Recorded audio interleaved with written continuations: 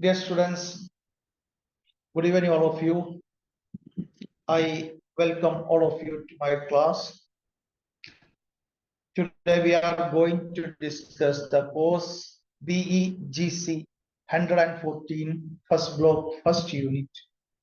This is the first class of the course. Here we are going to introduce an introduction to writing from South Africa. Before entering into the first unit, we can understand the course.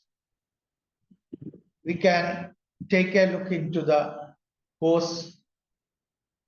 This course will discuss some of the seminal post-colonial works written in varied genres of literature. It will offer an overview of the fundamental themes, theories, and dominant ideas associated with the post-colonial periods and the related literature from across the world. പ്രിയ വിദ്യാർത്ഥികളെ ഇന്ന് നമ്മൾ ചർച്ച ചെയ്യാൻ പോകുന്നത് course book PGC 114 ഒന്നാമത്തെ ബ്ലോക്കിലെ ഒന്നാമത്തെ unit ആണ്. ഈ ബ്ലോക്ക് യഥാർത്ഥത്തിൽ കൊളോണിയൽ ലിറ്ററേച്ചർ ആണ്, പോസ്റ്റ് കൊളോണിയൽ ലിറ്ററേച്ചർ ആണ് ഈ ഭാഗത്ത് നമ്മൾ ചർച്ച ചെയ്യാൻ പോകുന്നത്. ഇതിന്റെ ഒന്നാമത്തെ unit an introduction to writing from South Africa. ഈ കോഴ്സിൽ മൊത്തത്തിൽ നമ്മൾ ചർച്ച ചെയ്യുന്നത് പോസ്റ്റ് കൊളോണിയൽ വർക്ക്സ്, പിൽക്കാലത്ത് മാതൃകയായിട്ടുള്ള അല്ലെങ്കിൽ പോസ്റ്റ് കൊളോണിയൽ വർക്കില് ഒരു മോഡലായി വന്നിട്ടുള്ള ചില വ്യത്യസ്തമായിട്ടുള്ള സാഹിത്യ വർക്കുകളാണ്, ജനറൽസ് ഓഫ് ലിറ്ററേച്ചർ ആണ് നമ്മളിവിടെ ചർച്ച ചെയ്യുന്നത്. അതിൽ നോവൽ ഉണ്ട്, സ്റ്റോറി ഉണ്ട്, പോയംസുകളൊക്കെ ഉണ്ട്, ഡ്രാമ ഒക്കെ ഉണ്ട്. അപ്പോ it will offer an overview of the fundamental things, theories and dominant ideas associated with the post-colonial period and related literature from across the world.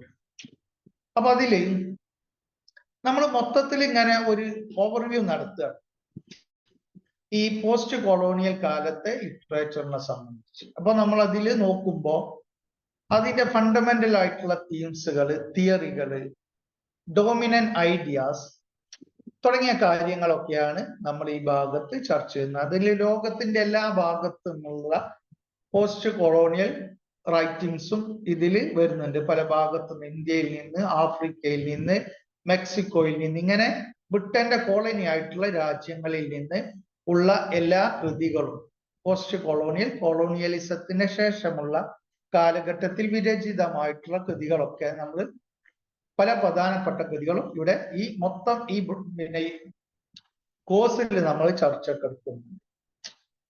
Post colonial literature is the literature by people from formerly colonised countries originating from all continents except Antarctica. ഈ post colonial literature നമ്മൾ ഇവിടെ ചർച്ചക്കെടുക്കുമ്പോൾ Britain colony വൽക്കരിച്ചിട്ടുള്ള വ്യത്യസ്ത രാജ്യങ്ങളിൽ നിന്നുള്ള, അവിടെ നിന്നൊക്കെയുള്ള വ്യത്യസ്ത കോണ്ടിനെന്റുകളിൽ നിന്നുള്ള രാജ്യങ്ങളിൽ നിന്നൊക്കെയുള്ള സാഹിത്യങ്ങളെയാണ് നമ്മൾ പോസ്റ്റ് കൊളോണിയൽ ലിറ്ററേച്ചർ പറയുന്നത്.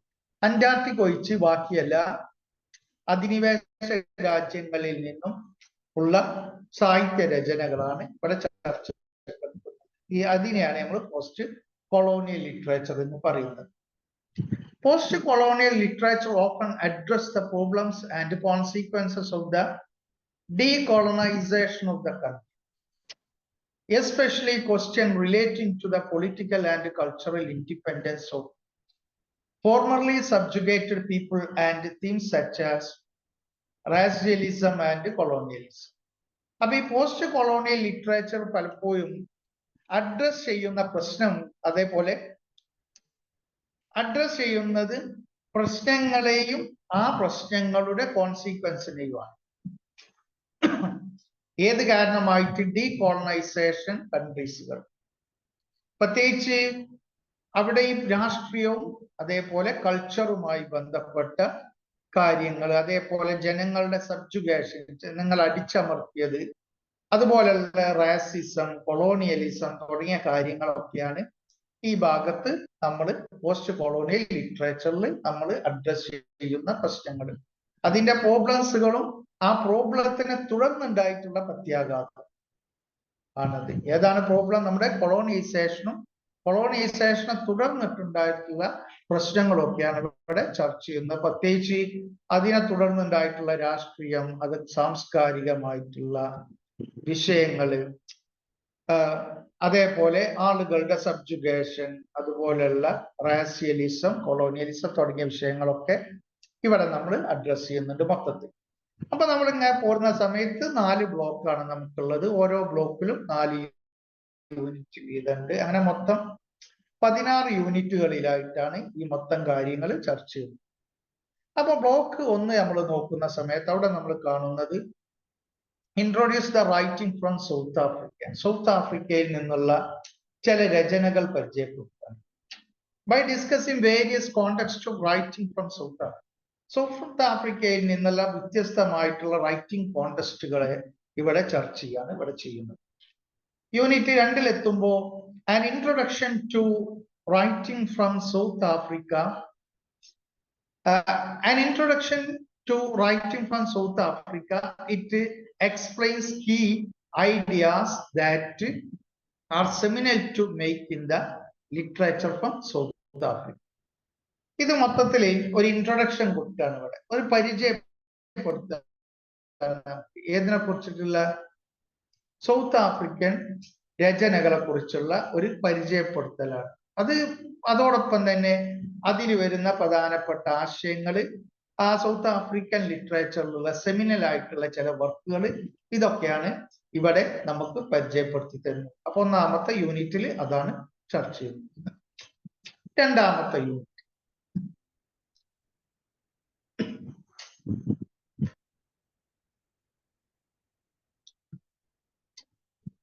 Second unit, reading the text. ആ ടെക്സ്റ്റ് വായിക്കണം. ഒരു ഇത് വന്നിട്ട് അത് വായിക്കാണ്. ഒരു സൗത്ത് ആഫ്രിക്കൻ ലിറ്ററേച്ചർ വായിച്ചിട്ട് it presents analysis of the text. July's people by Nadine Gordimer. A overview of the life and works of God. 2ാമത്തെ ഭാഗത്ത് നമ്മൾ വായിക്കുന്ന ടെക്സ്റ്റ് ഏതാണ്? ജൂലീസ് പീപ്പിൾ എന്നാണ് ആ വർക്കിന്റെ പേര്. അത് എഴുതിയിട്ടുള്ള ആള് നാജിങ് ഗോഡിമർ എന്ന എഴുത്തുകാരാണ്. അതോടൊപ്പം ഇത് അവരുടെ ജീവിതത്തെ കുറിച്ച്, അവരുടെ ഗോഡിമറുടെ വർക്കിനെ കുറിച്ചൊക്കെ ഉള്ള ഒരു ഓവർവ്യൂ ആണ് ഈ ഭാഗത്ത് നമുക്ക് നൽകുന്നത്. 3ാമത്തെ യൂണിറ്റിൽ എത്തുമ്പോൾ social configurations are. It examines the power structure operating in the imaginatively reconstructed time and setting of the text by Nadine Gardiner. Nadine Gardinerനെ ടെക്സ്റ്റിനെ അധികരിച്ചുകൊണ്ടുള്ള ചർച്ചയാണ്. അതിന്റെ സ്ട്രക്ചറൽ ആയിട്ടുള്ള കാര്യങ്ങൾ, അതേപോലെ അതിനെ ഇമാജിനേറ്റീവ്ലി റീകൺസ്ട്രക്റ്റഡ് ടൈം സെറ്റിംഗ് ഒക്കെയാണ് അവിടെ ചർച്ച ചെയ്യുന്നത്. ദ ജക്സ്റ്റാപോസിഷൻ ഓഫ്, അതോടൊപ്പം അതിൽ കൂട്ടിച്ചേർത്ത കുറച്ച് കാര്യങ്ങൾ, haves and have nots in the text has been analysed here. ടെക്സ്റ്റിൽ പറയുന്ന ഹാവ്സും ഹാവ് നോട്ട്സിനെ കുറിച്ചിട്ടുള്ള ഒരു അനാലിസിസും അവിടെ വരുന്നുണ്ട്.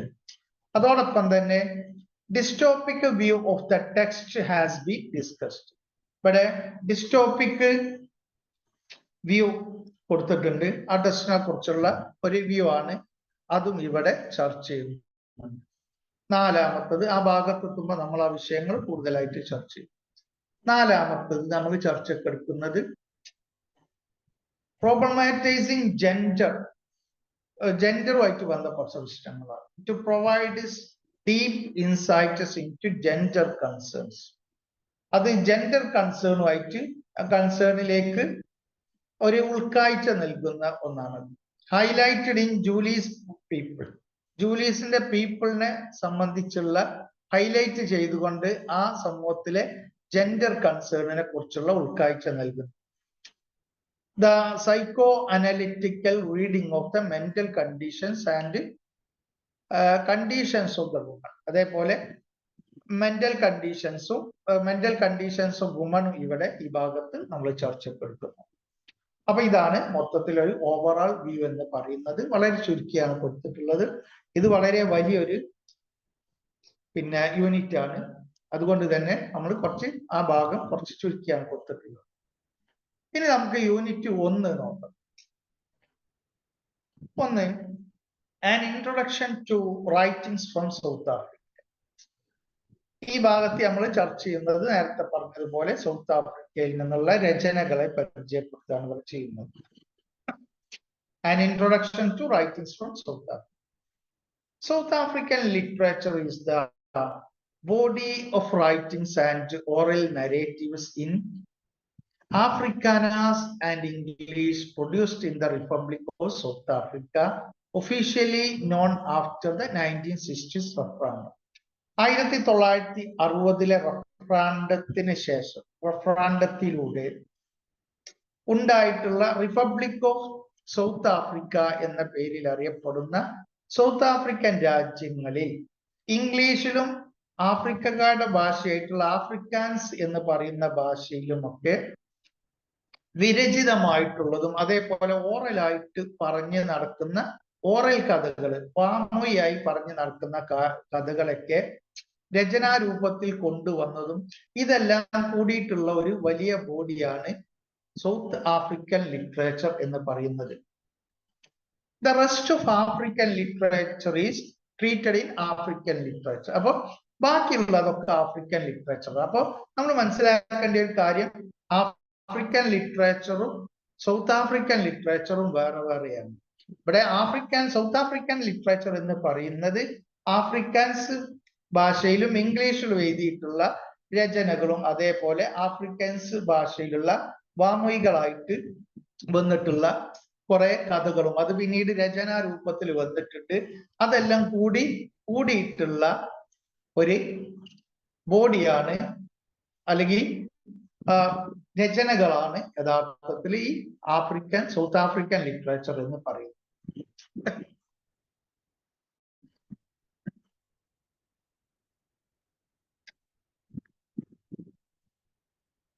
The Republic of South Africa is the southmost country in the continental Africa. African കോണ്ടിനെന്റിലെ സൗത്ത് മോസ്റ്റിലെ ഒരു രാജ്യമാണ് സൗത്ത് ആഫ്രിക്കൻ റിപ്പബ്ലിക് എന്ന് പറയുന്നത്. അത് പിന്നീടാണ് സൗത്ത് ആഫ്രിക്കൻ റിപ്പബ്ലിക് ആയിട്ട് വരുന്നത്. 1860-ലാണ്. Afrikaans is primarily language used by the Boer settlers. ഈ ആഫ്രിക്കാൻസ് എന്ന് പറയുന്ന ഈ ഭാഷ പ്രധാനമായിട്ട് ഉപയോഗിക്കുന്ന ആളുകൾ എന്ന് പറയുന്നത് ബോയർ സെറ്റിലേഴ്സ് ആണ്. It is a vernacular derived from 17th century Dutch and has a heterogeneous repertoire of words with borrowing from Bantu, Khoisan, Malaya, Portuguese. അപ്പൊ ഈ ആഫ്രിക്കാനാസ് എന്ന് പറയുന്ന ഈ ഭാഷ ഒരു പ്രാദേശിക ഭാഷയാണ്. അത് ഉരുത്തിരിയുന്നത് 17ാം നൂറ്റാണ്ടിലെ ഡച്ച് ഹാൻഡിൽ നിന്നാണ്. ആ ഭാഷ ഈ ഒരുപാട് വാക്കുകൾ അത് കടർത്തുന്നു. ഏതെന്നൊക്കെ? ബാൻഡു, കൊയ്സാൻ, മലയ, പോർച്ചുഗീസ് ഇങ്ങനെയുള്ള കുറെ ഭാഷകളിൽ നിന്ന് പദങ്ങൾ കടമെടുത്തുകൊണ്ട് രൂപീകൃതമായിട്ടുള്ള ഒരു വർണ്ണാക്കുലർ പ്രാദേശിക ഭാഷയാണ് യഥാർത്ഥത്തിൽ ആഫ്രിക്കാനാസ് എന്ന് പറയുന്ന ഈ ഭാഷ.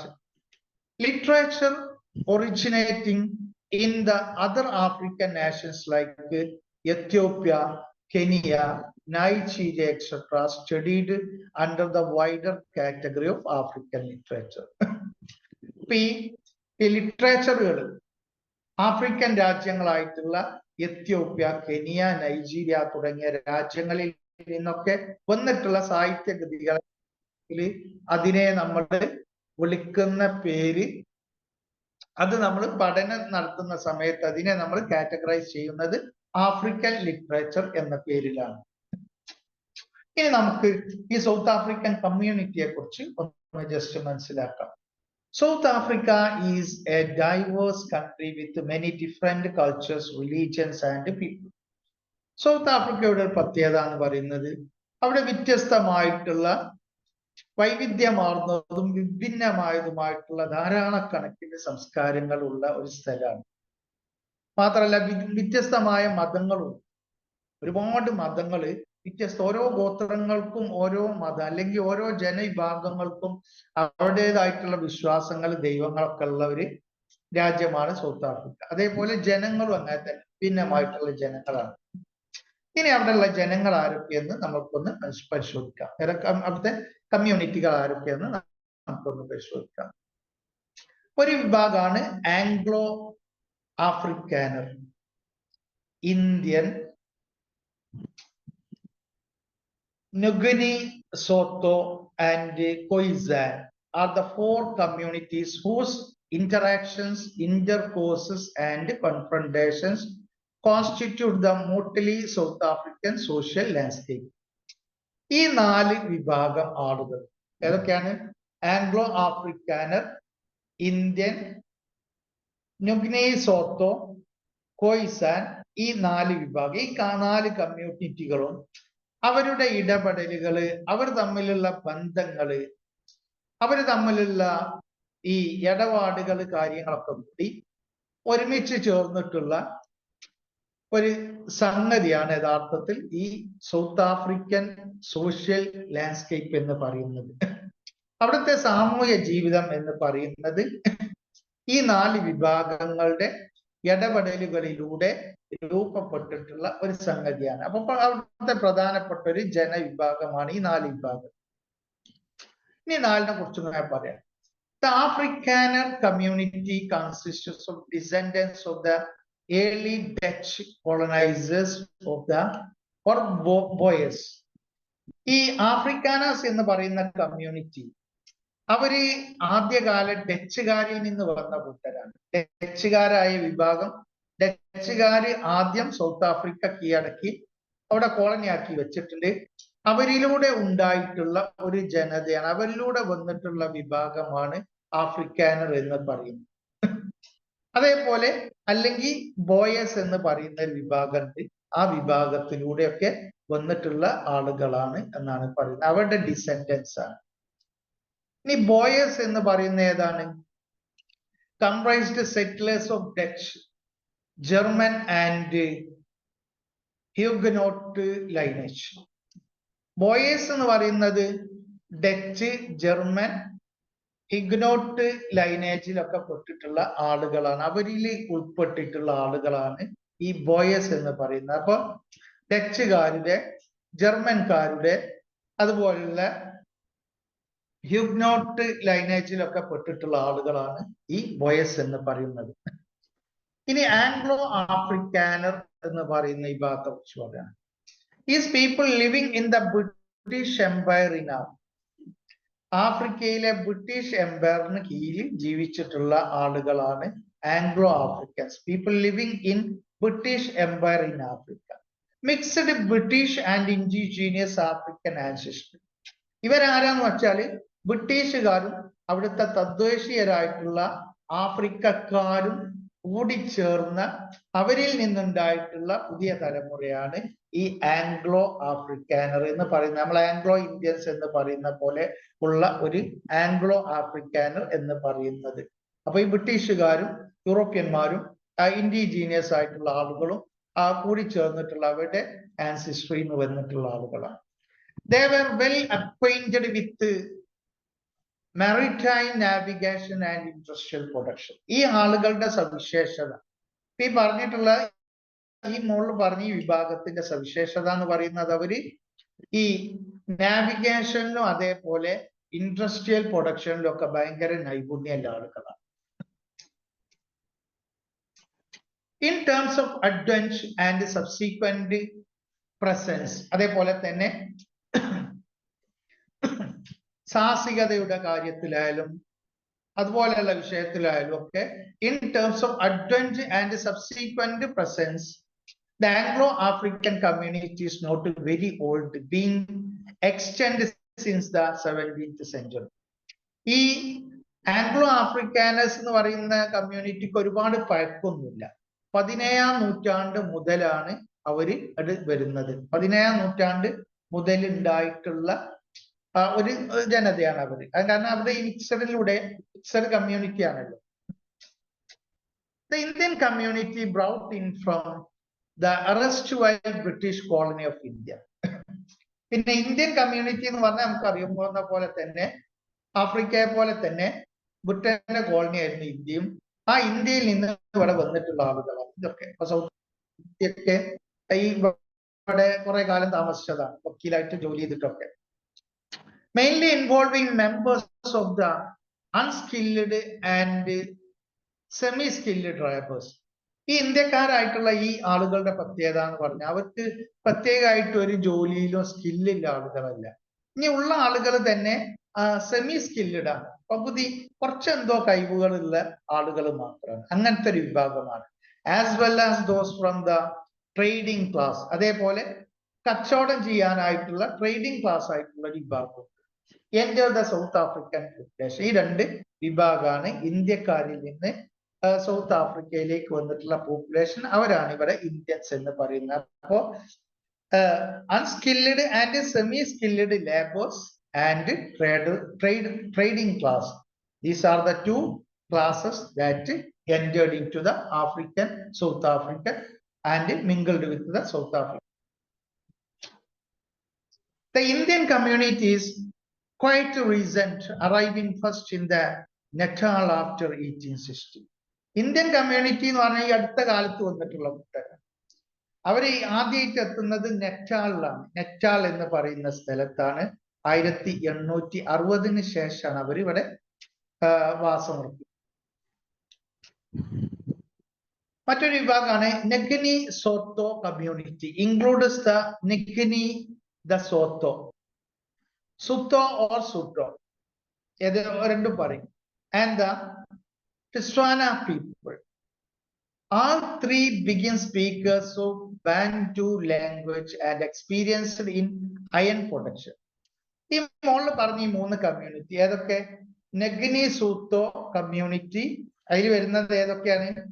Includes the Nguni the Sotho or Sotho Suto and ടെസ്വാന.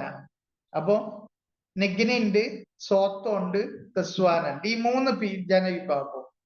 All three being speakers of Bantu language. ഇവര് സംസാരിച്ച ഭാഷ ബാൻറ്റു ലാംഗ്വേജ് ആണ്. ഇവിടെ എക്സ്പീരിയൻസ് എന്ന് പറഞ്ഞാൽ എക്സ്പീരിയൻസ്ഡ് ഇൻ അയൺ പ്രൊഡക്ഷൻ. ഇരുമ്പ് പണിക്കാരാണ് അവർ, കൊല്ലന്മാരാണ് നമ്മൾ ഇതിൽ പറയില്ല. അപ്പൊ ഈ കൊല്ലം പണിക്കാരാണ് ഈ ആളുകൾ എന്ന് പറയാം. They also rely heavily on the skill in agricultural practices and animal husbandry. ഈ വിഭാഗം കാര്യമായിട്ട് ശ്രദ്ധ പതിപ്പിച്ചിട്ടുള്ള അവരുടെ കാര്യമായ കഴിവ് എന്ന് പറഞ്ഞത് കാർഷിക മേഖലയിലും അതേപോലെ മൃഗങ്ങളെ ഇറക്കി വളർത്തുന്നതിലൊക്കെയാണ് അവരുടെ കഴിവെന്ന് പറയുന്നത്. അപ്പൊ ഈ രണ്ട് മേഖലയിലാണ് ഈ പറയുന്ന മൂന്ന് വിഭാഗങ്ങൾക്കും പ്രാബല്യം ഉണ്ടായിരുന്നത്.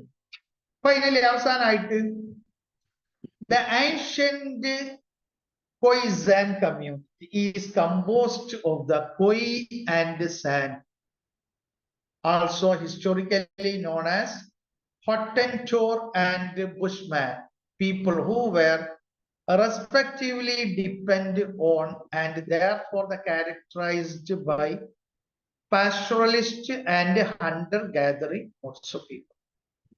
ഈ ജനവിഭാഗം ഏത് ആൻഷ്യന്റ് വിഭാഗമായിട്ട് ഇവിടുത്തെ ആദിമ നിവാസികളായിട്ടുള്ള ആളുകൾ കോയിസാൻ കമ്മ്യൂണിറ്റി എന്നാണ് അവർ പറയുന്നത്. അവര് കോയി ആൻഡ് സാൻ എന്ന് പറയുന്ന രണ്ട് വിഭാഗം. അവര് ചരിത്രപരമായിട്ട് നോക്കുമ്പോൾ അവിടെ പേര് ഹൊട്ടൻടോട്ട് ആൻഡ് ബുഷ്മാൻ എന്നറിയപ്പെടുന്ന പേരാണ് ഈ ജനവിഭാഗം. who were respectively depend on the and they are characterized by pastoral and hunter gathering also. ഇവരുടെ പ്രധാന ജോലി പറഞ്ഞാൽ പാസ്റ്ററിങ്ങും അതേപോലെ ഹണ്ടിങ്ങും ആണ്.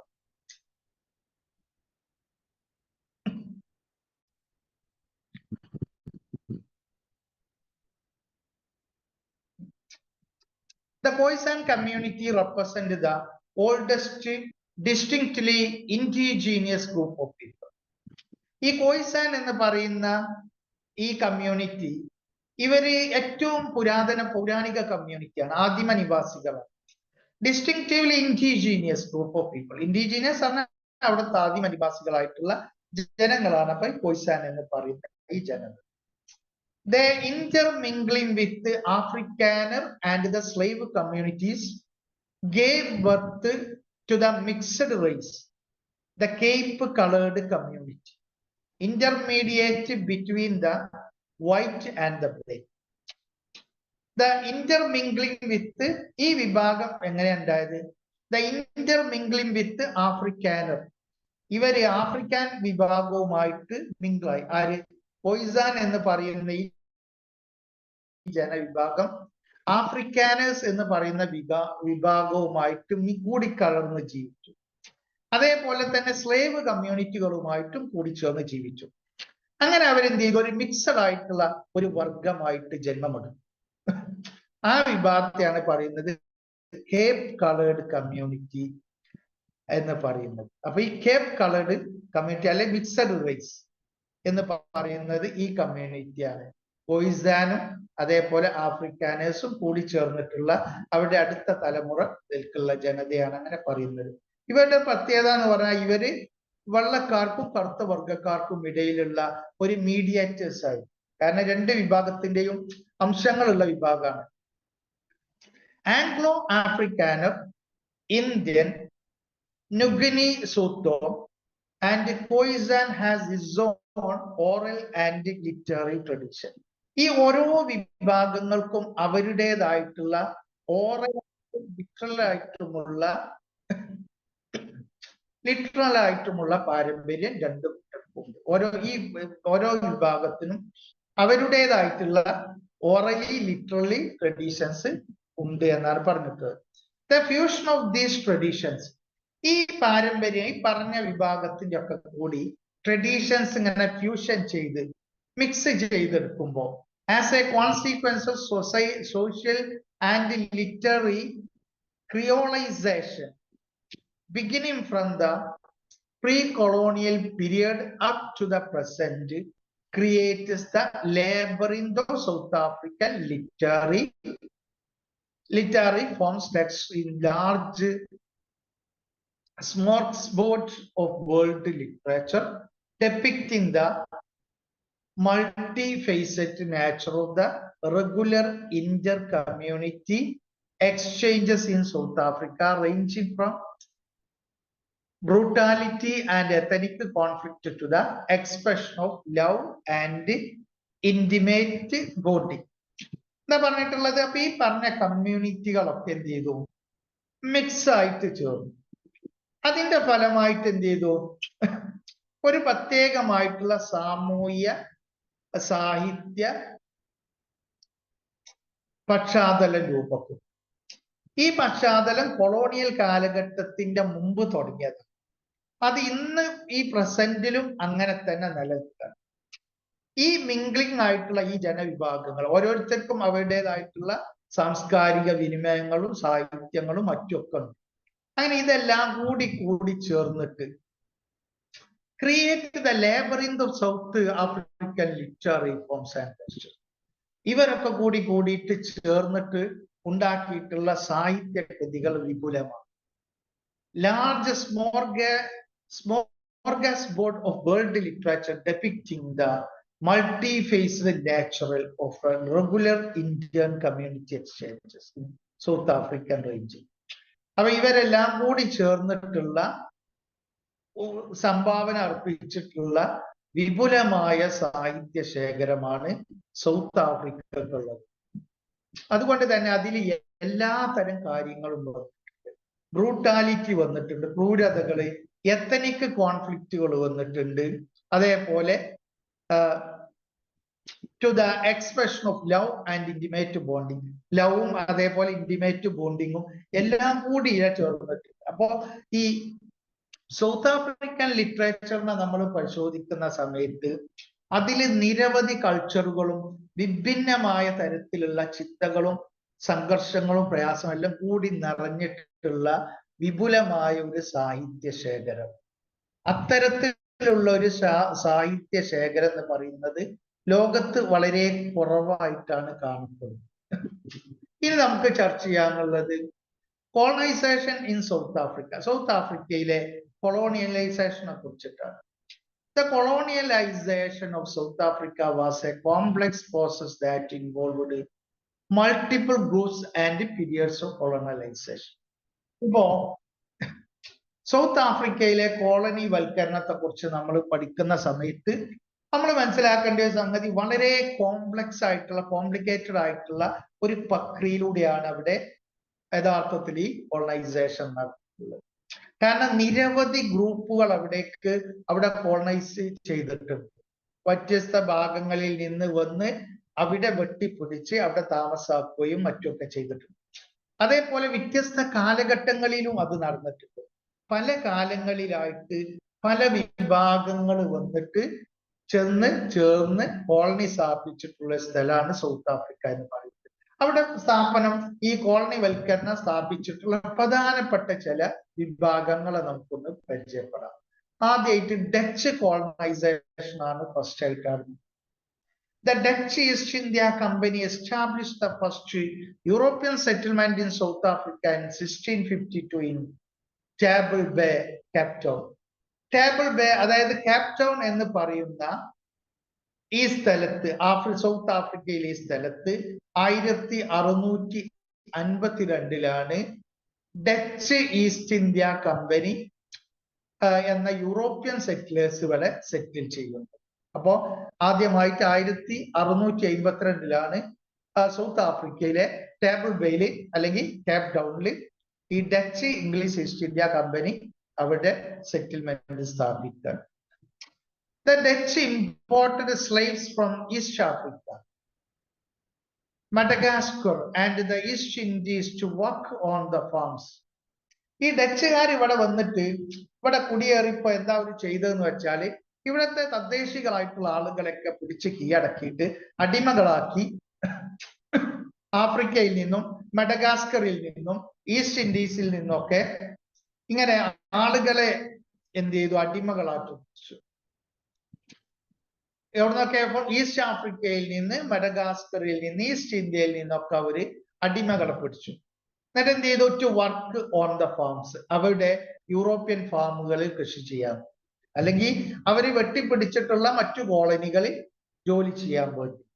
The Dutch colonized South Africa in 1652 to 1795 and 1803, 1806. നമ്മൾ ഈ ഡച്ച് കോളനൈസേഷന്റെ നോക്കുന്ന സമയത്ത് രണ്ട് ഘട്ടങ്ങളിലായിട്ടാണ് ഡച്ചുകാർ ഇവിടെ കോളനൈസ് ചെയ്തിട്ടുള്ളത്. ഒന്ന് 1652 മുതൽ 1795 വരെയും, അടുത്ത ഘട്ടം 1803 മുതൽ 1806 വരെയുമുള്ള കാലഘട്ടങ്ങളിലാണ്. അപ്പൊ ആദ്യത്തെ കോളനൈസേഴ്സ് എന്ന് പറയുന്ന ഡച്ചുകാർ. ഈ രണ്ടാമത്തെ വിഭാഗം ബ്രിട്ടീഷ് കോളനൈസേഷൻ ആണ്. The British seized Cape Colony from the Dutch during the Napoleonic Wars in 1806. 1806 Napoleon നടത്തിയ യുദ്ധത്തിലൂടെ ഈ കേപ്പ് ടൗൺ എന്ന് പറയുന്ന സ്ഥലം ഡച്ചുകാർ പിടിച്ചു. ഡച്ചുകാരിൽ നിന്ന് ബ്രിട്ടീഷുകാർ പിടിച്ചു. ആരുടെ നേതൃത്വത്തിൽ? നെപ്പോളിയൻ 1806 നടത്തിയിട്ടുള്ള ഒരു യുദ്ധത്തിലൂടെ അവര് ബ്രിട്ടൻ പിടിച്ചെടുത്ത. ആരിൽ നിന്ന്? ഡച്ചുകാരിൽ നിന്ന്. ഏത്? കേപ്പ് ടൗൺ എന്ന് പറയുന്ന ഈ സ്ഥലം. The British colonized South Africa from 1795 to 1803. ഇവിടെയും രണ്ട് ഘട്ടം കാണുന്നു. ബ്രിട്ടീഷുകാർ ആദ്യം ഇവിടെ കോളനി വൽക്കരിക്കുന്നത് 1795 മുതൽ 1803 വരെയും, പിന്നീട് 1806 മുതൽ 1961 വരെയും. The British encouraged their own settlers to move in the Cape Colony. ബ്രിട്ടീഷുകാർ എന്ത് ചെയ്തു? ഈ കേപ്പ് കോളനിയിലേക്ക് വരാൻ വേണ്ടിയിട്ട് അവരുടെ ആൾക്കാരെ ഭയങ്കരമായിട്ട് എൻകറേജ് ചെയ്തു. including the 1820 settlers who arrived in Algoa Bay. Algoa ബേയിലേക്ക് 1820 സെറ്റിൽ ചെയ്യാൻ വന്ന ഇംഗ്ലീഷുകാരായിട്ടുള്ള ആളുകളായിരുന്നു അതിൽ പ്രധാനപ്പെട്ട വിഭാഗം. ഇവരെ അടക്കം പല ആളുകളെയും അവര് ഇങ്ങനെ ഈ കേപ്പ് കോളനിയിലേക്ക് സെറ്റിൽ ചെയ്യാൻ വേണ്ടിയിട്ട് അവർ പ്രേരിപ്പിക്കരുത്. പിന്നെ നോൺ ഒഫീഷ്യൽ കോളനൈസേഷൻ ആണ് അടുത്തത്.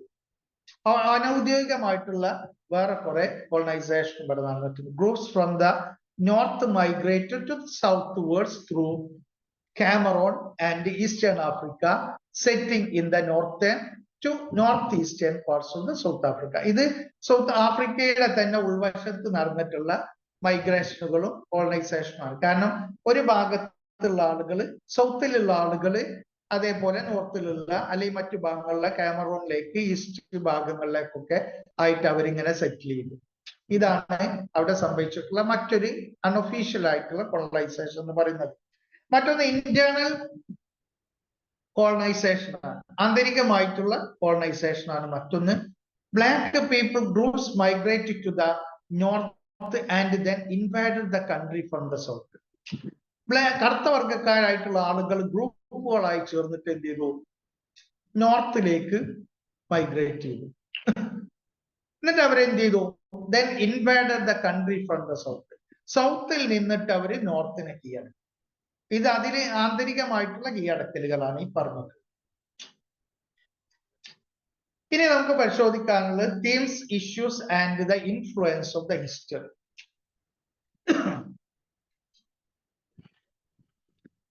A protracted culture of defense, dissent and protest in the face of abuse of basic rights by the colonizers, anarchy, social turmoil, unwarranted violence on the colonized,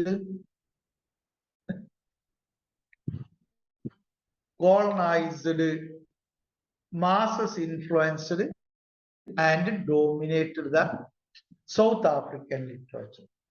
South African literature നമ്മൾ പരിശോധിക്കുന്ന സമയത്ത് അവിടെ നമ്മൾ കാണുന്നത് south ആഫ്രിക്കയിൽ ആ ജനത നടത്തിയിട്ടുള്ള ഡിഫൻസുകൾ, പോരാട്ടങ്ങൾ, അവരുടെ ബുദ്ധിമുട്ടുകൾ, പ്രയാസങ്ങൾ തുടങ്ങിയിട്ടുള്ള കാര്യങ്ങളൊക്കെയാണ് നമ്മൾ അവിടെ ഇതില് തീമായിട്ട് വന്നിട്ടുള്ളത്. ഒന്നുകൂടി നോക്കുക ആ ഭാഗം എന്തൊക്കെ വിഷയങ്ങളാണ്. Defence, descent. ഡിഫൻസ് പറഞ്ഞാൽ അവർ പ്രതിരോധിക്കുക, ഡിസെന്റ് പറഞ്ഞാൽ വിസമ്മതിക്കുക. Protest in the face of abuse basic rights by the colonizers.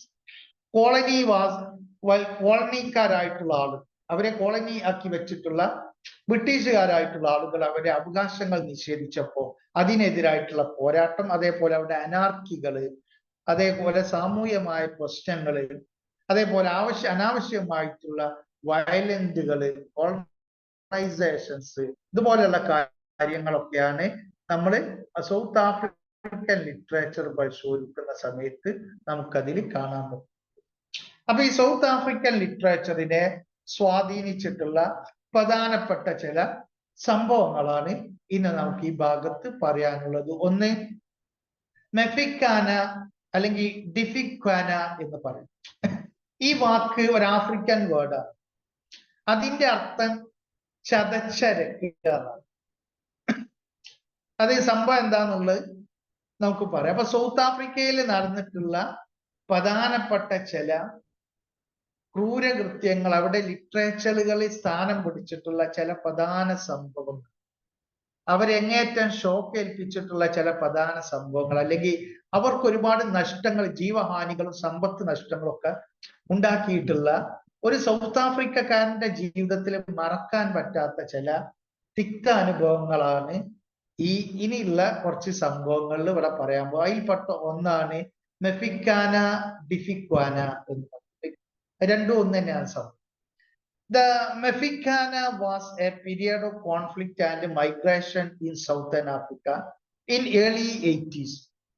1800-കളുടെ ആദ്യ ഭാഗത്ത് സൗത്ത് ആഫ്രിക്കയിലേക്ക് നടന്നിട്ടുള്ള മൈഗ്രേഷനും അതിനെ തുടർന്നുള്ള സംഘർഷങ്ങളും പറയുന്ന ഒരു കാലഘട്ടമാണ് നിഫിക്കാന എന്ന് പറയുന്നത്. സംഘർഷത്തിൻ്റെതായിട്ടുള്ള സംഘർഷവും മൈഗ്രേഷനും ഒരുമിച്ച് നടന്നിട്ടുള്ള ഒരു കാലഘട്ടമാണിത്. The word mfecane is Zulu for crushing. Zulu ഭാഷയിൽ നിന്നാണ് മെഫിക്കാന എന്ന് പറയുന്ന ഈ വേർഡ് വന്നത്. അതിന്റെ അർത്ഥം എന്ന് പറഞ്ഞത് ക്രഷിംഗ്, ചതച്ചെടുക്കൽ, ഡിസ്ട്രക്ഷൻ, നാശം എന്നുള്ള. The Sesotho people called the same period the Difakwana. ഈ സെസോത്തോ ജനത ഇതിനെ വിളിക്കുന്ന പേര് ഡിഫിക്കാന എന്ന്, ഓർ അല്ലെങ്കിൽ ലിഫിക്വാൻ എന്നുള്ള പേരിലാണ്. അപ്പൊ ഇതിന് തന്നെ നേരത്തെ ഞാൻ പറഞ്ഞല്ലോ, വ്യത്യസ്ത വിഭാഗങ്ങൾക്ക് അവരുടേതായിട്ടുള്ള ഭാഷകളും കാര്യങ്ങളും ഒക്കെ ഉണ്ട്. അപ്പൊ അവരങ്ങനെയാണ് അതിനെ കുറിച്ച്, വിച്ച് മീൻസ് അതിന്റെ അർത്ഥം എന്ന് പറഞ്ഞാൽ ഫോഴ്സ്ഡ് മൈഗ്രേഷൻ ഓർ ഹാമറിംഗ് ആണ്. അപ്പോ സിസോത്തോയുടെ ഭാഷയിൽ അവർ ഉപയോഗിച്ചിട്ടുള്ള സംഗതിയാണ് ഡിഫക്വാന അല്ലെങ്കിൽ ലിഫക്വാൻ. അതിന്റെ അർത്ഥം എന്ന് പറഞ്ഞാൽ ഫോഴ്സ്ഡ് മൈഗ്രേഷനും ഹാമറിംഗും ആണ്. ഹാമറിംഗ് പറഞ്ഞാൽ അടിക്കുക എന്നുള്ള അർത്ഥമാണ്. ഈ ഹാമർ കൊണ്ടൊക്കെ അടിക്കുക എന്ന് പറയുന്നത്. The Mifukana was a result of the rise of the Zulu military kingdom under Shaga. മിഫിക്വാന എന്ന് പറയുന്നത് ഈ സുലു മിലിറ്ററി കിങ് ആയിട്ടുള്ള ഷാഗ എന്ന് പറയുന്ന ഒരു രാജാവ് ഉണ്ടായിരുന്നു. അദ്ദേഹം വളരെ അക്രമകാരിയായിട്ടുള്ള, വളരെ വയലന്റ് ആയിട്ട് പെരുമാറുന്ന, അല്ലെ ആളുകളോടൊക്കെ വളരെ ക്രൂരതയോടുകൂടെ പെരുമാറുന്ന ഒരാളാണ്. അയാളുടെ ഉയർന്നു വരവാണ് ഈ മിഫിക്വാനയുടെ ഫലമായിട്ട് ഇവിടെ ഉണ്ടായത്. Mfecane was the result of the rise of. അപ്പൊ ഇയാളുടെ ഉയർന്നു വരലിന്റെ ഫലമായിട്ടാണ് മിഫിക്വാന ഇവിടെ സംഭവിക്കുന്നത്. ഈ ഫോഴ്സ്ഡ് മൈഗ്രേഷൻ അല്ലെങ്കിൽ ആളുകൾ എങ്ങനെ തല്ലി ചതക്കലും ഒക്കെ ഉണ്ടായത്. The conflict was caused by changes in the Nguni groups. ഈ കോൺഫ്ലിക്റ്റിന് കാരണമായിട്ടുള്ളത് ഈ നുഗ്നി ഗ്രൂപ്പിന്റെ വന്ന മാറ്റങ്ങളാണ്. where stronger leaders absorbed weaker groups. ഇവിടെ എന്താ ഈ ഇവരുടെ ഇടയിൽ സംഭവിച്ച സംഗതി, അതായത് ഈ നുഗ്നി എന്ന് പറയുന്ന ഈ ഗ്രൂപ്പിന്റെ ഇടയിൽ സംഭവിച്ച സംഗതി, ഈ വീക്കർ ഗ്രൂപ്പിനെ ഈ സ്ട്രോങ്ങർ ഗ്രൂപ്പുകൾ കീഴടക്കി കഴിഞ്ഞു. താരതമ്യേന ദുർബല വിഭാഗത്തെ ശക്ത വിഭാഗങ്ങൾ കീഴടക്കാൻ തുടങ്ങി. This led to larger tribes and larger conflicts. ഇതെന്ത് ചെയ്തു? വലിയ വലിയ ട്രൈബുകളും വലിയ വലിയ സംഘർഷങ്ങളിലേക്കാണ് അത് കാരണം. These sanguinary communal clashes gradually eroded the foundation of the indigenous community. ഈ സൗത്ത് ആഫ്രിക്കക്ക് അകത്ത് തന്നെ നടന്നിട്ടുള്ള ഈ വ്യത്യസ്ത വിഭാഗങ്ങൾ തമ്മിലുള്ള ഈ ക്ലാഷ്, ഈ കമ്മ്യൂണൽ ക്ലാഷുകൾ, ആഭ്യന്തര കലാപം കാരണമായിട്ട് എന്ത് ചെയ്തു എന്ന് പറഞ്ഞാൽ ഈ ഇൻഡിജീനിയസ് കമ്മ്യൂണിറ്റിയുടെ അടിത്തറ തകർന്നു. Draining them of their strength to hold out against the superiority armed colonial inkers. കോളനി വൽക്കരിക്കാൻ വന്ന ആളുകളെ നേരിടാനുള്ള ശക്തിയോ സാമ്പത്തിക ശേഷിയോ ഒന്നുമില്ലാതെ അവർ അപ്പോഴേക്കും തളർന്നു പോയി. നേരത്തെ തന്നെ ഇവര് ഈ ഗോത്രവർഗങ്ങൾ ഇന്നും ആഫ്രിക്കയിൽ കാണുന്ന സംഗതിയാണ് ഈ ഗോത്രവർഗ ആക്രമണങ്ങളും, ഒരു ഗോത്രം മറ്റേ ഗോത്രത്തെ ആക്രമിക്കുന്നതും, നിരവധി കുഞ്ഞുങ്ങളും സ്ത്രീകളും അടക്കമുള്ള ആളുകളെ അതിക്രൂരമായി കൊല ചെയ്യുന്നതും ഇന്നും ആഫ്രിക്കൻ രാജ്യങ്ങളിലൊക്കെ നമ്മൾ കാണുന്ന സംഗതി. അപ്പൊ ഇത് പണ്ടേ തുടങ്ങിയിട്ടുള്ള സംഗതിയാണ്. അതിന്റെ ഫലമായിട്ട് എന്ത് ചെയ്തു? അവർക്ക് അവരുടെ അടിത്തറ നഷ്ടപ്പെട്ടു പോയി. മാത്രല്ല അവരുടെ ശക്തി ചോർന്നു പോയി. അതുകൊണ്ട് തന്നെ ഈ ആയുധ ശേഷിയൊക്കെ ഉള്ള ഈ കൊളോണിയൽ ശക്തികളെ തടയാൻ അവർക്ക് പറ്റാതെ പോയി. The valiant stance of the Nugunis undeterred by mounting colonial belligerence is foreground in works like Thomas Mofolo's Chaga 1931. ഈ അതിക്രമങ്ങളും ഇത്തരത്തിലുള്ള ക്രൂരതകളും ഈ മൈഗ്രേഷന്റെ വിഷയങ്ങളും ഇത്തരം കാര്യങ്ങളൊക്കെ നമുക്ക് ആഫ്രിക്കൻ രചനകളിൽ കാണാൻ പറ്റും. പ്രധാനമായിട്ട് ചില ഉദാഹരണങ്ങൾ പറയും. ഇത്തരം കാര്യങ്ങൾ പശ്ചാത്തലമായിട്ട് എഴുതിയിട്ടുള്ള ചില പുസ്തകങ്ങളെ കുറിച്ചാണ്, ചില വർക്കുകളെ കുറിച്ചാണ് അവർ പറയുന്നത്. ഒന്ന് തോമസ് മൊഫോളോ എന്ന് പറയുന്ന എഴുത്തുകാരൻ എഴുതിയിട്ടുള്ള ചക്ക എന്ന് പറയുന്ന ചാക 1931 അത് എഴുതുന്നത്. മറ്റൊരാള് മോണിക്ക ഹണ്ടർ ആണ്. മോണിക്ക ഹണ്ടറുടെ റിയാക്ഷൻ ടു കോൺക്വസ്റ്റ് 1936 അത് എഴുതുന്നത്. മറ്റൊരാള് ജെഫ്രി പയേഴ്സ് ആണ്. അദ്ദേഹത്തിന്റെ the house of fallow 1981 Jeff case the destruction of the Sulu kingdom 1994 എഴുതിയിട്ടുള്ള Sulu kingdom, the destruction of Sulu kingdom, അത് എഴുതിയിട്ടുള്ള ആള് ജെഫ് ഗേ ആണ്. And many other works. അതുപോലുള്ള വേറെയും കുറെ വർക്കുകളൊക്കെ ഉണ്ട്. The colonial government's genocide, slavery, land grabbing ploys are bravely taken on through early works like Thomas Pringle's African Sketches.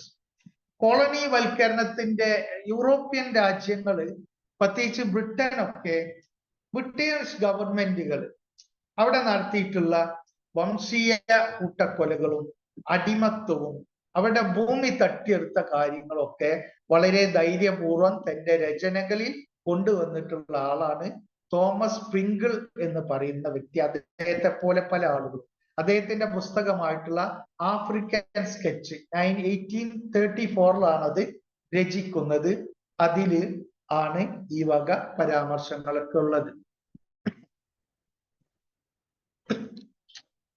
മറ്റൊരു സംഗതിയാണ് അവിടെ രചനകളിലും സൗത്ത് ആഫ്രിക്കയുടെ ജീവിതത്തിലൊക്കെ നെട്ടിലുണ്ടാക്കിയിട്ടുള്ള ഒരു സംഭവമാണ് കൊസ കാറ്റിൽ കില്ലിംഗ് എന്ന് പറയുന്നത്. കൊസ എന്നാണ് അത് വായിക്കാൻ കിട്ടാത്ത വേർഡ്സുകളൊക്കെ നെറ്റിലൊന്ന് അടിച്ചിട്ട് അതൊന്ന് പ്രൊനൗൺസിയേഷൻ കൊടുത്താൽ മതി. അപ്പൊ നമുക്ക് അതിന്റെ കറക്റ്റ് പ്രൊനൗൺസിയേഷൻ കിട്ടും. അപ്പൊ കൊസ കാറ്റിൽ കില്ലിംഗ് എന്താണ് ഈ കൊസ കാറ്റിൽ killing? The Kosa cattle killing movement was a significant resistance movement that occurred among the Kosa people in South Africa during the 1850s. 1850കളിൽ സൗത്ത് ആഫ്രിക്കൻ ജനങ്ങൾക്കിടയിൽ സംഭവിച്ചിട്ടുള്ള ഒരു പ്രതിരോധ മൂവ്മെന്റ് ആയിരുന്നു ഈ കോസ കാറ്റിൽ കില്ലിംഗ് എന്ന് പറയുന്നത്. ഇത് ആ നിലക്ക് വളരെ പ്രാധാന്യമുള്ള ഒരു സംഭവം. എന്താണ് ഈ movement? This movement involve the mass slaughter of cattle and destruction of crops driven by the belief that this act would cleanse the land and bring about a new era from colonial oppression. അവര് ലക്ഷക്കണക്കിന് മൃഗങ്ങളെ കൂട്ടക്കൊല നടത്തുകയും അവരുടെ കൃഷിയിടങ്ങൾ complete തീ വെച്ച് നശിപ്പിക്കുകയും ചെയ്യാനത്.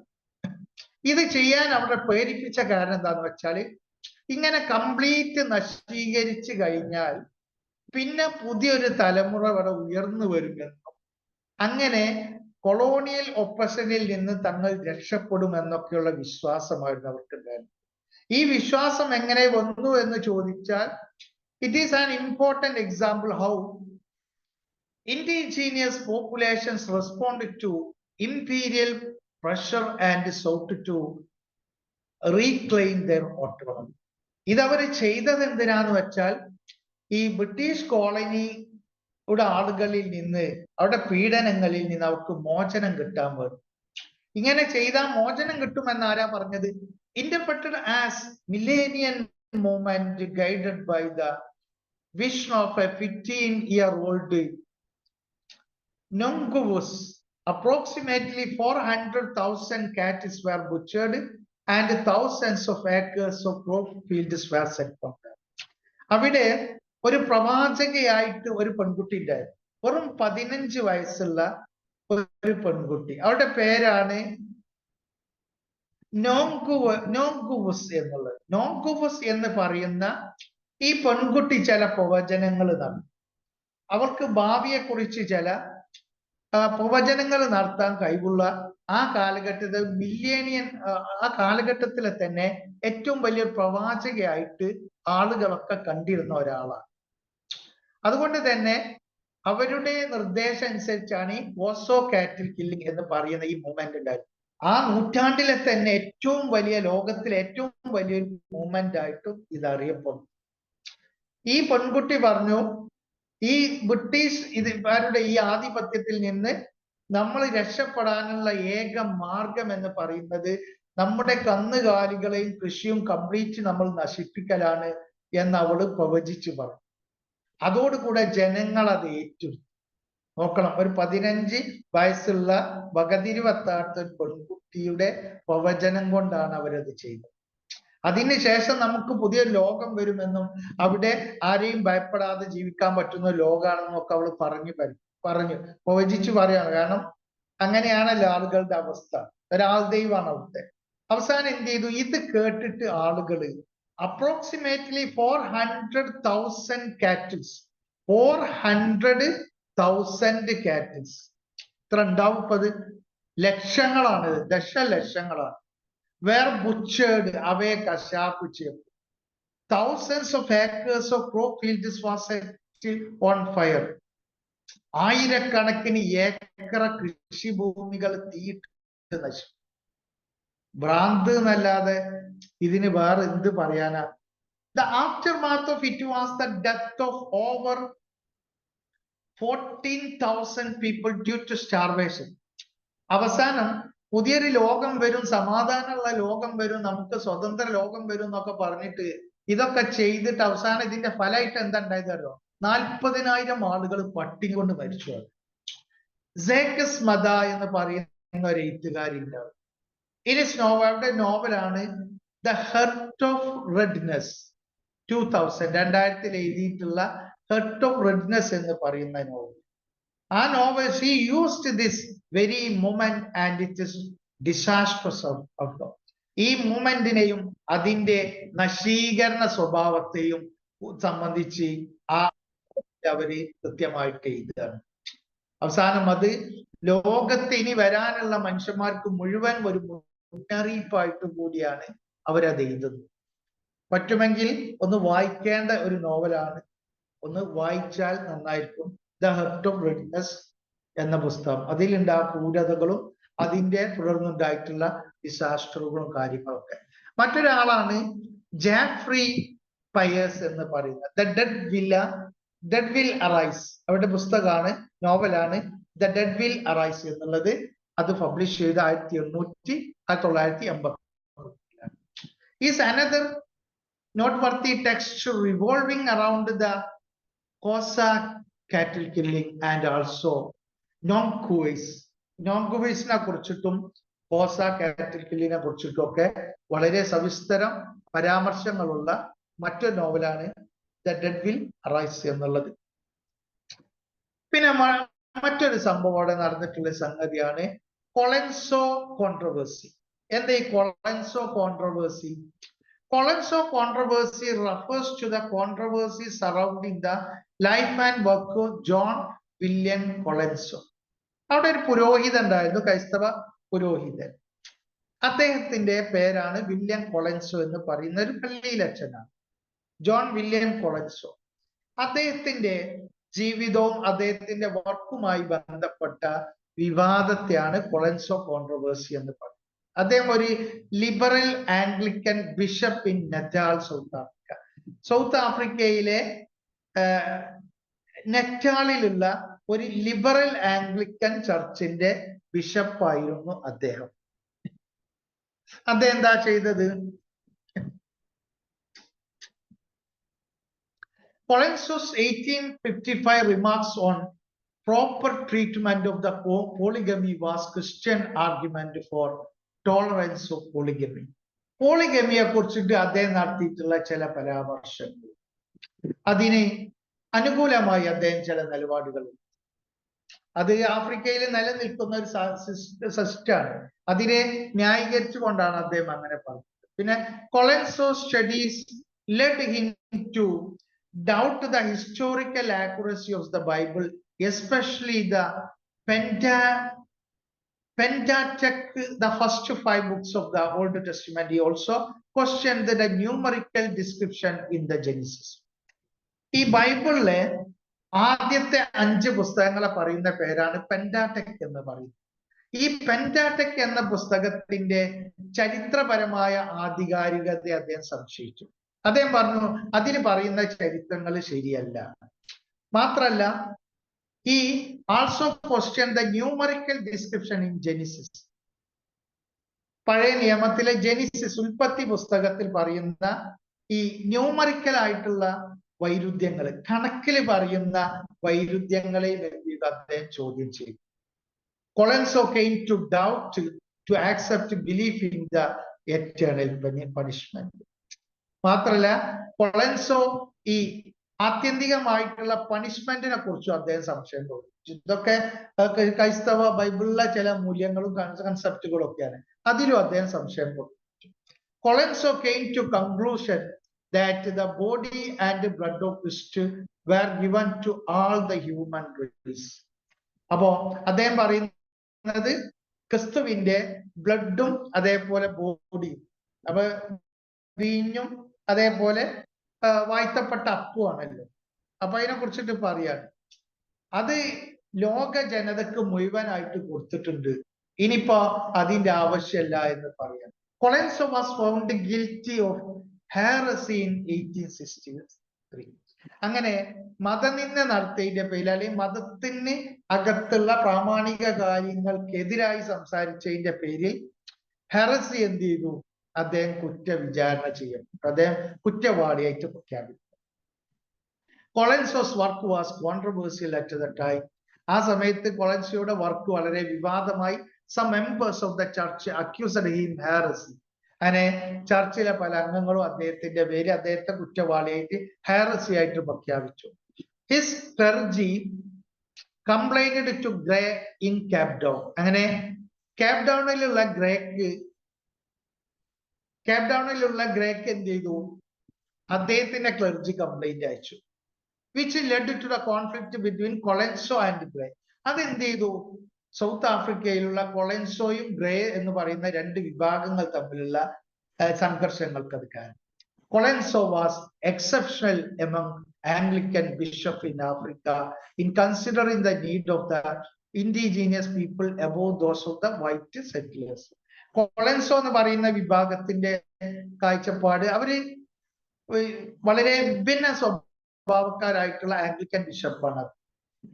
കൊളൻസോ was exceptional among Anglican bishops of Africa. ആഫ്രിക്കയിലെ ഇംഗ്ലീഷ് ബിഷപ്പുമാരുടെ കൂട്ടത്തിൽ വളരെ വ്യത്യസ്തനായിട്ടുള്ള ഒരാളാണ് അദ്ദേഹം. അദ്ദേഹം പറഞ്ഞു, the need of indigenous people above those the white settlers. ഈ ആഫ്രിക്കയിലെ ജനങ്ങളാണ് വെള്ളക്കാലക്കാളും മുകളിലുള്ള ആളുകൾ, അവരാണ് സുപ്പീരിയർ ആയിട്ടുള്ള ജനങ്ങൾ എന്ന്. He translated the New Testament to Zulu and wrote the first English Zulu dictionary. അദ്ദേഹം എന്ത് ചെയ്തു? ബൈബിള് സുലു ഭാഷയിലേക്ക് ട്രാൻസ്ലേറ്റ് ചെയ്യുകയും സുലു ഭാഷയിൽ ഇംഗ്ലീഷ് ഡിക്ഷണറി തയ്യാറാക്കുകയും ചെയ്തു. അപ്പോ ഇതെന്ത് ചെയ്തു? സംഘർഷങ്ങൾക്ക് കാരണമാവുകയും അതാണ് അതിൽ പറയുന്ന മറ്റൊരു സംഗതിയാണ് ഗ്രേറ്റ് ട്രക്ക് എന്ന് പറയുന്നത്. അതിലെ അടുത്തൊരു സംഭവമാണ്. എന്താ ഗ്രേറ്റ് ട്രക്ക്? നമുക്ക് നോക്കാം.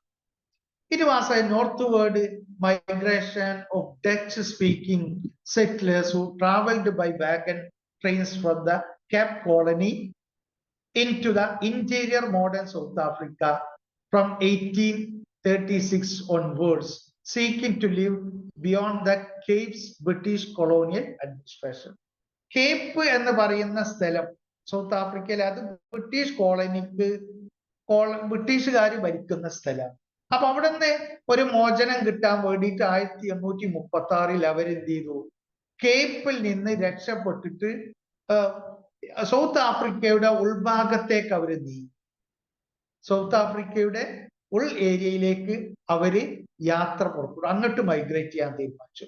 അങ്ങനെ അവർ മൈഗ്രേറ്റ് ചെയ്യാൻ വന്നത് ഒരു വലിയ ട്രക്കിലായിരുന്നു. ട്രക്കുകളിൽ, അതായത് ആളുകളെ കയറ്റി കൊണ്ടുപോകുന്ന വലിയ ഒരു ട്രക്കിൽ അവര് ഇങ്ങനെ യാത്ര പുറപ്പെട്ട് സൗത്ത് ആഫ്രിക്കയുടെ ഉൾവശങ്ങളിലേക്ക് കയറി.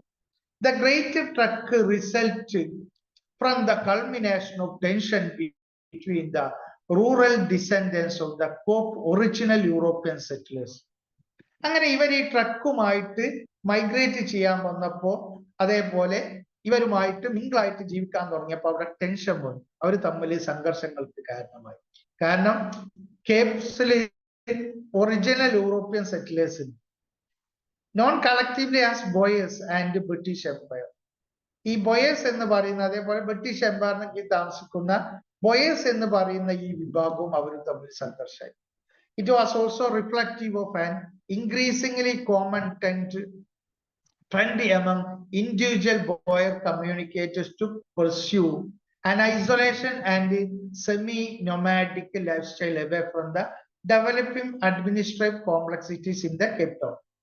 ഈ വിഭാഗം, ഈ ബോയർ എന്ന് പറയുന്ന ഈ കമ്മ്യൂണിറ്റി, അവര് സത്യത്തിൽ ആഗ്രഹിച്ചത് ഈ കേപ്പ് ടൗണിൽ നിന്ന് മാറി നിന്നിട്ട് ഒരു ഒറ്റപ്പെട്ട ജീവിതം നയിക്കാൻ, ഒരു നൊമാഡിക് ആടുജീവിതം നയിക്കാൻ വേണ്ടിയിട്ട് ആഗ്രഹിച്ചിട്ടുള്ള ഒരു വിഭാഗമാണ്. Boers who took part the great trek identified themselves as Voortrekkers Afrikaans. ഈ ട്രക്കിൽ വന്ന ഈ ആളുകൾ എന്ത് ചെയ്തു? അവര് സ്വയം നിൽക്കുക തന്നെ വാട്ടർകേഴ്സ് ആഫ്രിക്കൻസ് എന്ന പേരിലാണ് അറിയപ്പെട്ടത്. അതിന്റെ അർത്ഥം പയനിയേഴ്സ്, മുൻഗാമികൾ, ഞങ്ങളാണ് ഏറ്റവും ആദിമ നിവാസികൾ എന്ന പേരിൽ. അതേപോലെ പാത്ത് ഫൈൻഡേഴ്സ്, വഴികൾ കണ്ടെത്തിയ, literally Voortrekkers in Dutch and Africa. അതായത് ഞങ്ങളാണ് ഈ ആദിമ നിവാസികൾ, ഞങ്ങളാണ് ഇവിടുത്തുകാരി എന്ന രീതിയിൽ അവർ പെരുമാറി. The great truck led directly to the founding of several autonomous Boer republics. And a great truck സംഭവം ചെയ്തു directly to founding several autonomous Boer republics. അങ്ങനെ ഓട്ടോണമസ് ആയിട്ടുള്ള ഒരുപാട് ഈ ബോയർ റിപ്പബ്ലിക്കുകൾ സ്ഥാപിക്കാൻ അത് കാരണമായി. Namely the South African Republic, അതിൽ ഒന്നാണ് South African Republic, also simply as the Transvaal or the Orange Free State and the Natal Republic. ഈ ആളുകൾ സ്വതന്ത്രമായിട്ട് സ്ഥാപിച്ചിട്ടുള്ള റിപ്പബ്ലിക്കുകളുടെ പേരൊക്കെയാണ്. It also led to conflicts that results in the displacement of the northern Entebbe people and conflict with the Zulu people that contributed to the decline and eventual collapse of the Zulu kingdoms. അവസാനം എന്ത് ചെയ്തു? അവർ തമ്മിൽ അവസാനത് സംഘർഷത്തിലേക്ക് വന്നു. അങ്ങനെ ആ സംഘർഷത്തിലൂടെ അവിടെ നിന്ന് മാറ്റപ്പെട്ടു. Northern എൻജിബിൾ ജനങ്ങളെയും അതേപോലെ അവരിന്ന് മാറ്റുകയും, അതേപോലെ സുലു എന്ന് പറയുന്ന ജനവിഭാഗവും തമ്മിൽ കോൺഫ്ലിക്റ്റിലാവുകയും, അതിനെ തുടർന്ന് എന്ത് ചെയ്തു? സുലു എന്ന് പറയുന്ന ആ രാജവംശം അവിടെ നിന്ന് അപ്രത്യക്ഷമാവുകയും ചെയ്തു. The migration and conflict features as thematic concerns in South African writers like Solomon Teskiso, Platsch's classic Munchi, written in 1919, published in 1930, combining song.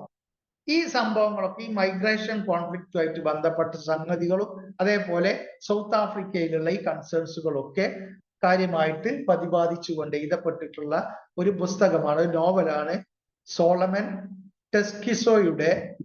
ടെസ്കിസോ പലാച്ചി.